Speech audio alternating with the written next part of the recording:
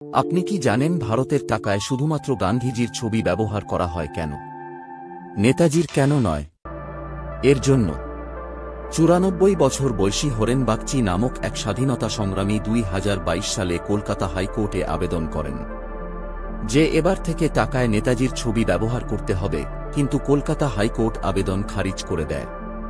High court থেকে বলা হয় আরবিআই অ্যাক্ট ৯৩৪ সেকশন ২৫ এর মতে শুধুমাত্র আরবিআই ডিপার্টমেন্ট ঠিক করতে পারবে নোটের ডিজাইন কেমন হবে এবং টাকায় কার ছবি থাকবে।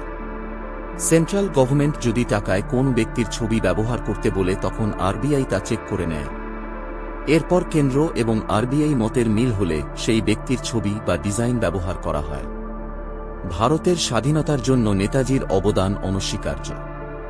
ভারতের টাকায় এই দাবি মেনে নেতাজির ছবি ব্যবহার করলে কাল অন্য স্বাধীনতা সংগ্রামীর ছবি ব্যবহারের জন্য দাবি উঠে আসবে। নেতাজি স্বাধীনতার জন্য অনেক কিছু করছে, কিন্তু আরও অনেক স্বাধীনতা সংগ্রামী ছিল, যেমন বিনয় বাদল, দীনেশ, ক্ষুদিরাম বসু প্রমুখ। তবে এদের ছবি বাদ যাবে কেন? এদের কি ভূমিকা নেই এর জন্য সরকার শুধু গান্ধীজির ছবি টাকায় ব্যবহার করেন? কারণ গান্ধীজি সর্বত্র গ্রহণযোগ্য।